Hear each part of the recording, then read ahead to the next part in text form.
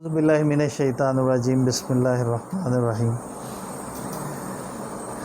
آج ہم لوگ موجود ہیں ریک سٹی میں، اور سیفی بھائی اور غلام حسین صاحب کے تعاون سے، ان کے توسط سے روٹری کلب لیل پور کی جانب سے یہاں ہیپاٹائٹس بی اور سی کی سکریننگ کے لیے کیمپ لگایا ہے۔ اور جو لوگ اس پلازے میں مزدوری کرتے ہیں، کام کرتے ہیں، جن کے پاس یہ توفیق نہیں ہے کہ وہ یہ ٹیسٹ کروا سکیں، ان کے لیے یہ فیسلٹی ہم نے یہاں پہ ارینج کی ہے۔ اور خوشی کی بات یہ ہے کہ اگر خدا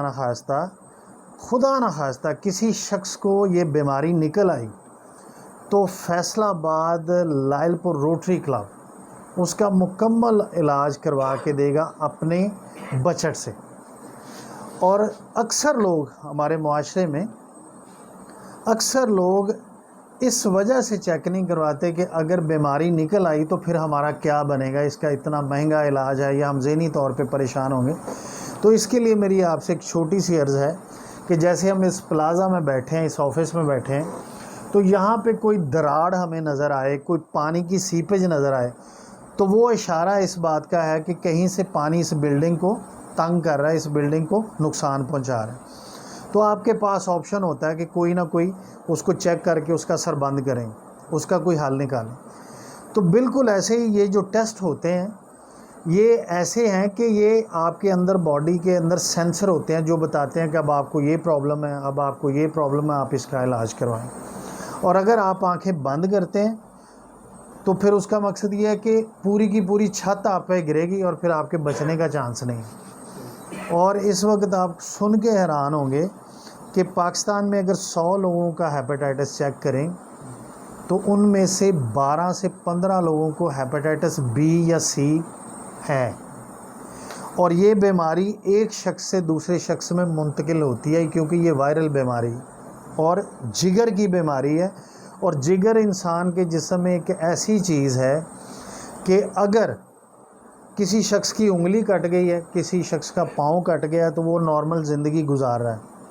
لیکن اگر کسی شخص کا جگر خراب ہو گیا ہے تو آپ دیکھیے گا کہ وہ نارمل زندگی نہیں گزار سکتا، کیونکہ جو آپ کا جگر ہے یہ آپ کے جسم میں 550 سے زائد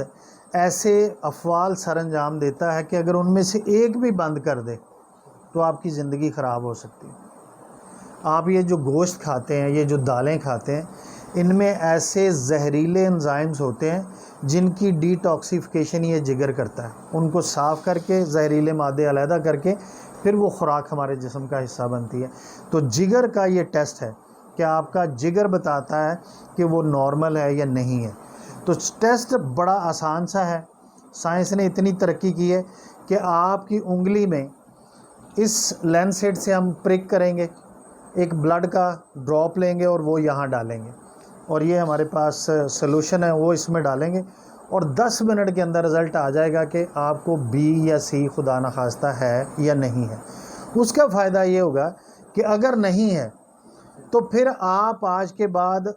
3-4 احتیاط میں آپ کو بتاتا ہوں، وہ آپ احتیاط کریں گے تو انشاءاللہ پوری زندگی آپ کو یہ بیماری نہیں ہوگی۔ سب سے پہلے تو آپ نے جب جانا ہے کسی حجام کے پاس شیو کروانے یا بال کٹوانے، تو آپ نے یہ چیک کرنا ہے کہ وہ بلیڈ نیا استعمال کر رہا ہے، اس نے اس طرح کو ڈیٹول سے صاف کیا ہے۔ اس کے بعد اگر آپ نیل کٹر استعمال کرتے ہیں تو وہ آپ نے اپنا ذاتی استعمال کرنا ہے۔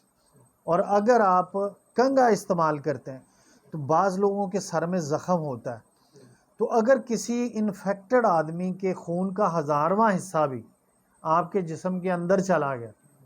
تو آپ کو یہ بیماری ہو سکتی۔ تو کنگھا بھی کوشش کریں اپنا استعمال کریں۔ اس کے بعد اگر آپ کسی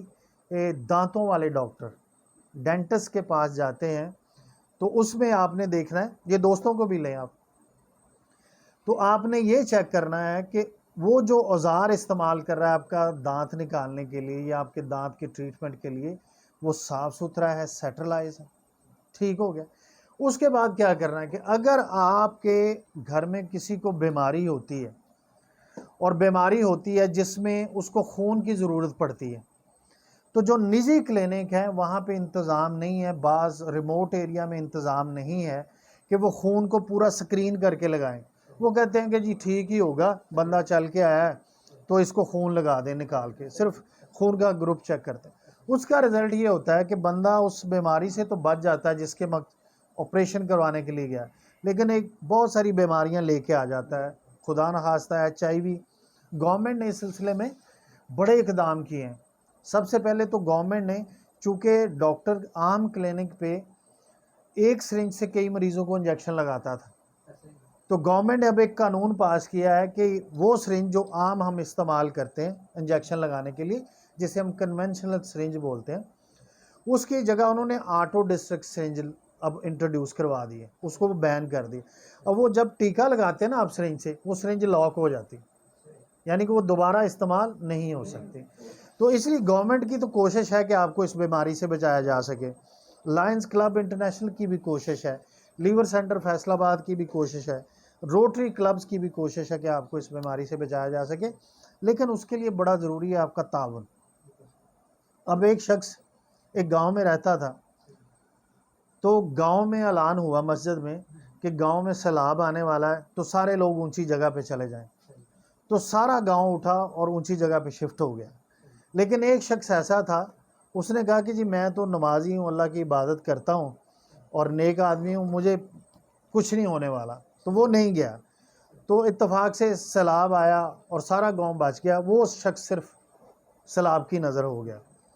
اب وہ جب فوت ہونے کے پاس اللہ کے پاس گیا تو اس نے اللہ میاں سے شکوہ کیا کہ یا اللہ میں تو آپ کا اتنا عبادت گزار بندہ تھا، تو مجھے سیلاب بہا کے لے گیا، میں مر گیا، باقی سارا گاؤں بچ گیا، تو آپ نے مجھے بچایا نہیں۔ تو اللہ میاں نے فرمایا کہ میں آپ کے پاس آیا تھا، تو انہوں نے کہا مجھے تو پتہ نہیں چلا آپ میرے پاس کب آئے تھے۔ تو اللہ میاں نے فرمایا کہ جس بندے نے مسجد میں اعلان کیا تھا اس میں ہی تھا، جس بندے نے آپ سے کہا اٹھو میرے ساتھ پہاڑ پہ چلو، وہ میں ہی تھا، لیکن آپ نے غور نہیں کیا۔ ہم آپس میں جب جڑے ہیں تو ہمارا خیر کا رستہ کسی نہ کسی شخص سے جڑا ہوتا ہے، ان سے جڑا ہوگا، ان سے جڑا ہوگا۔ اب یہ میں کام کروں گا تو ہمارے روٹری کلب کے ممبرز کی جنہوں نے یہ فائنانس کیا، یہ پیسے خرچ کیے ہیں، آپ لوگ ان کی بخشش کا وسیلہ بنیں گے۔ ہماری طرف سے آپ اپنی صحت کے حوالے سے ایک اچھی ایکٹیویٹی سے گزریں گے، اگر خدا نخواستہ آپ کو یہ بیماری نکل آئی تو آپ کا علاج ہو سکے گا۔ تو ہمارے خیر کے راستے ایک دوسرے سے جڑے ہوتے ہیں، تو اس لیے جب بھی کوئی آپ کو بلائے کسی خیر کے کام کے لیے تو اپنے دروازے مت بند کریں، اس کے ساتھ تعاون کریں، اپنا چیک اپ کروائیں۔ تو امید کرتا ہوں کہ انشاءاللہ آج کی ایکٹیویٹی ہیلدی رہے گی، اور اللہ تعالی ہم سب کو اپنے حفظ و ایمان میں رکھے۔ آپ لوگوں کا تعاون کا بہت شکریہ، بہت شکریہ۔